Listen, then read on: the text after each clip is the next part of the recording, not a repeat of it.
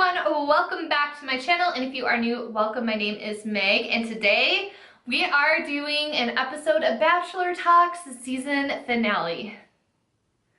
So grab a drink, grab a snack, and let's get into the video.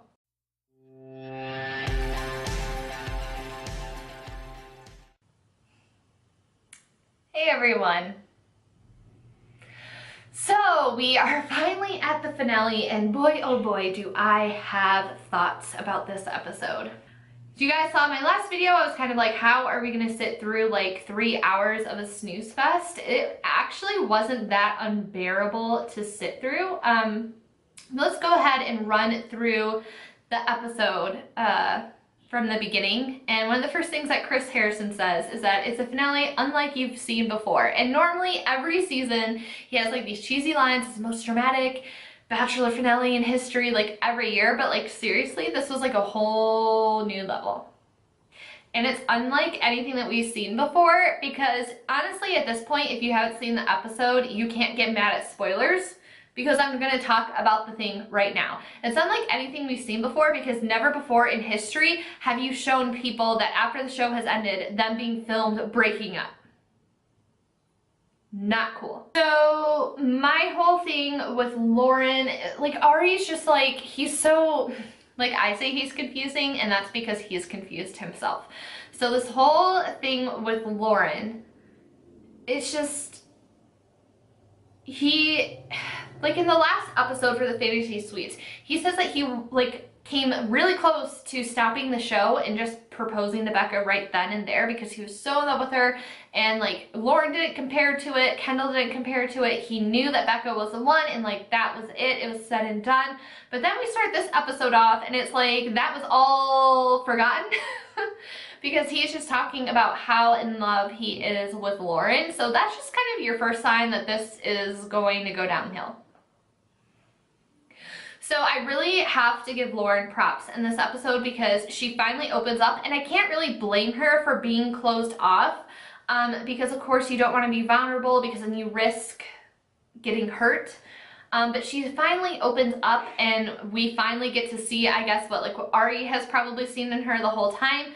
She was really able to open up to his parents and to his family, which I have to admit, I get social anxiety when I meet other people. Like, I'm not a fan of it. So she handled that situation really well, and his whole family really seemed to take a liking to her. However, I found it ironic that his parents were concerned with him getting hurt and her not taking this seriously, and like Becca not taking it seriously, when it's like ironically like he is going to be the one doing the hurting later on. And then we see Becca meet his parents, and I felt so bad for her because I felt like she was just already living in the shadow of Lauren, because his entire family could not stop talking about Lauren and like, Lauren's really great, so what do you have to offer? Like, poor girl that had to feel so awkward. But I also can't help but to wonder at the same time if they did the same thing with Lauren, like talking about Becca, but they just edited it to seem like they were just focused on Lauren the entire time. I'm sure they talked to Becca about other things, but just the way it came across on the show, like I'm sure it had to do with the storyline and foreshadowing, and Becca definitely got the rough end of the stick on that one. At least that's the way it was portrayed to us.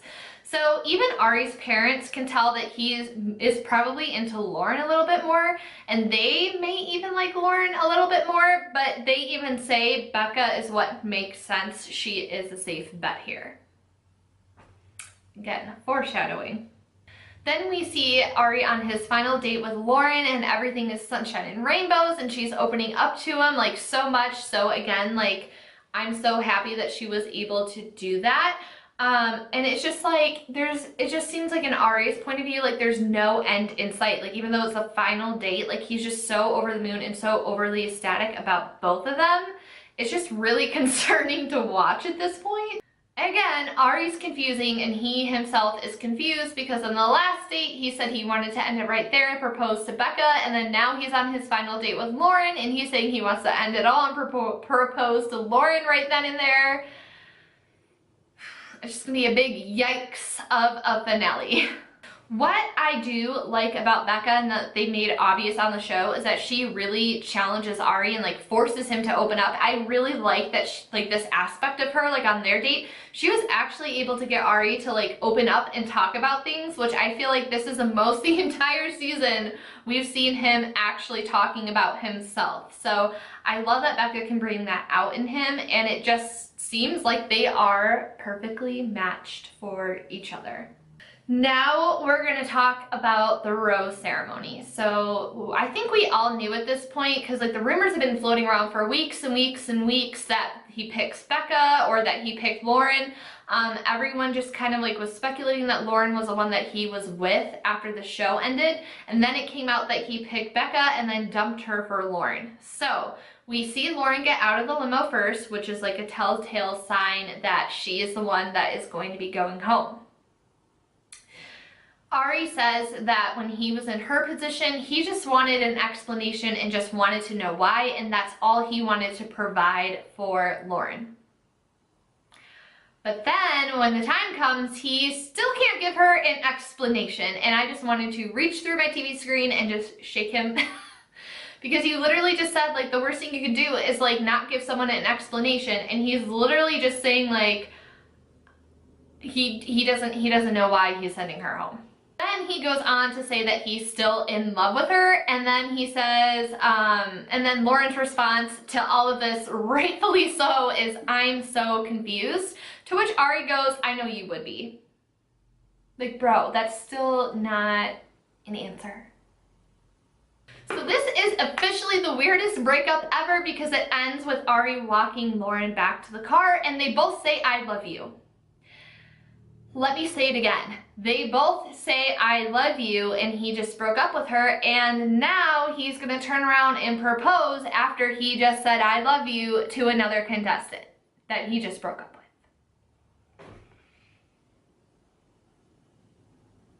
Lauren kind of said it all when she ended her interview, basically by saying, "How can you get down on one knee if you weren't sure until 3 hours ago?" Because Arie basically said, "You know, I didn't really make this decision until I woke up this morning." And to her, she's even kind of like, WTF, like how can you propose to someone if you didn't even know who you were gonna pick like until this morning? Like that's really the only explanation that she got and that he was able to give her.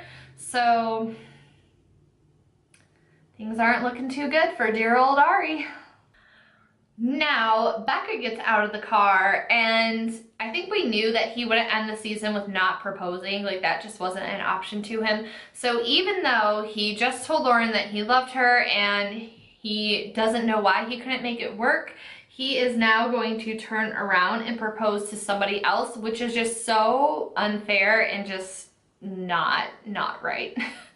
Basically, you're setting yourself up and your partner up for nothing but disaster.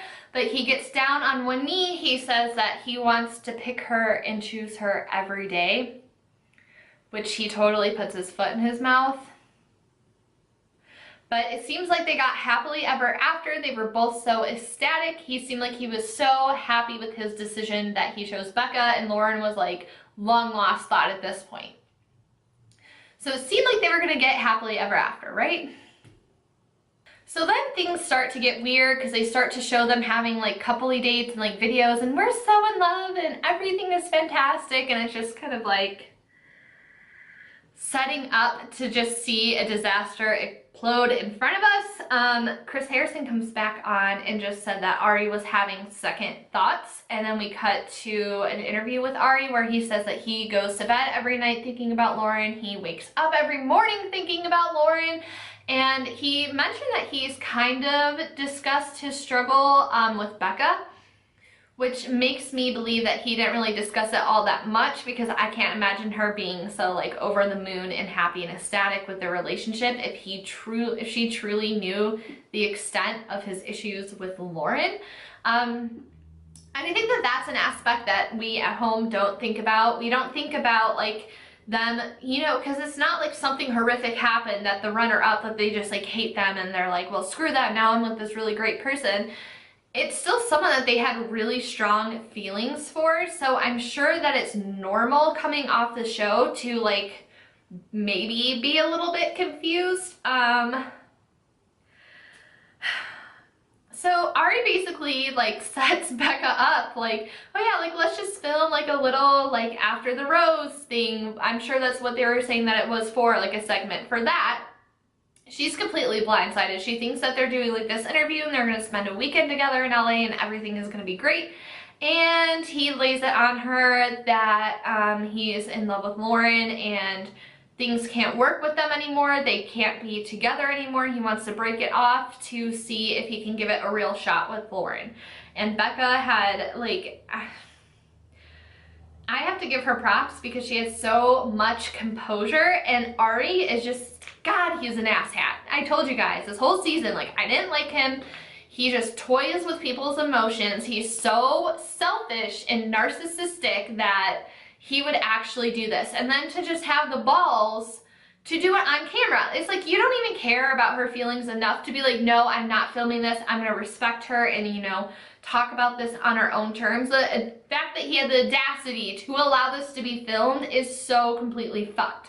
Like, it's not, I can't believe Becca didn't freak out more. Like, that is straight up humiliating and cruel and mean. Basically all the things I've been saying about him this entire series.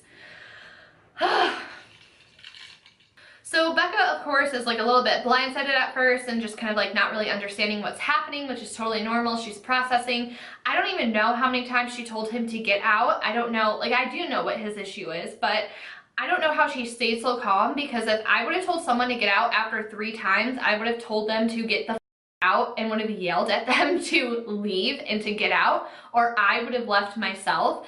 So the fact that she stayed calm through all of this, like, I mean, good for her. I feel so bad for her. And basically my theory on why Arie didn't leave is because he wanted the validation for himself. He wanted to feel good about himself and like it was a right choice, and he wanted to give himself that pat on the back. So he had to stay to make sure she was okay. Like, why would you think she's okay? Like, stop trying to give yourself the validation. Stop being selfish. If someone asks you to leave, just leave. So that is how that ended, and I'm like, if they filmed that, they should have at least filmed the thing with Lauren, and like, I want to know how that works. Maybe we'll see it on after the final rose. It's just, it's such a hot mess. I don't think that Lauren deserves any hate in this whatsoever. Arie just deserves all the hate. He is just an awful person. It's not even the fact that he chose someone, broke up with them, and then picked someone else. Like, yeah, like that's shitty. It's just the fact that they filmed it and that, you know, he allowed that to happen. Of course, the producers were all over it and they're like, oh, this is gonna be such great ratings for the show, da da da da da. But the fact that like you get talked into allowing that to happen just shows the kind of person you are and really shows your character. Fast forward to Twitter, Becca M, she showed screenshots of Arie DMing her after the show was over, and it's rumored that he was DMing other former contestants, so it just sounded overall that he was basically a sleazeball. Whether he was like joking around with Becca or not, it's just kind of like, why are you contacting your ex? Like, if you chose someone, like why would you care to talk to them? You know what I mean? Like, you shouldn't. I don't know, that's just me, that's just my opinion. I feel so bad for Becca. I truly hope that she's the next Bachelorette. Like, if that's, like, they should offer it to her, and I hope that she accepts it because she deserves love and happiness, especially everything she went through with Ross on this trip, and then now having to go through the humiliation of being broken up with after being engaged on national television. I can't imagine how that has to feel. So let me know, just air out all your frustrations with Arie in the comments down below. I love hearing from you guys, and I will be back with another video after the final rose is up and I watch that to get the final conclusion on this season of The Bachelor. Yeah, thank you guys so much for watching. Give this a thumbs up if you enjoyed it. Don't forget to subscribe so you don't miss out on the next video, and I will talk to you guys later. Bye guys.